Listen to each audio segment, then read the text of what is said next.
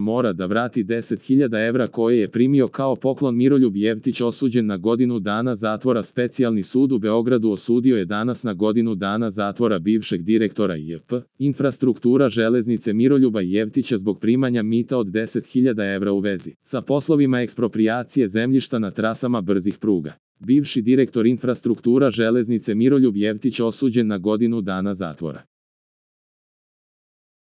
Specijalni sud u Beogradu osudio je danas na godinu dana zatvora bivšeg direktora JP Infrastruktura železnice Miroljuba Jeftića zbog primanja mita od 10.000 evra u vezi sa poslovima eksproprijacije zemljišta na trasama brzih pruga.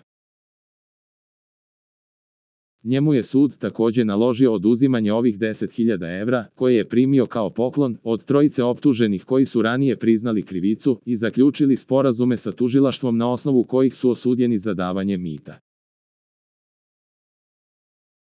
Jeftiću je takođe izrečena mera bezbednosti zabrane vršenja poziva, delatnosti i dužnosti vezanih za raspolaganje, korišćenje, upravljanje ili rukovanje tuđom imovinom ili čuvanje te imovine u trajanju od 3 godine.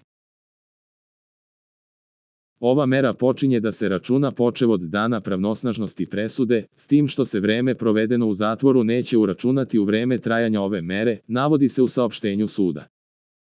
Ovo je prvostepena presud na koju Jeftić i njegovi advokati imaju pravo da ulože žalbe Apelacionom sudu u Beogradu.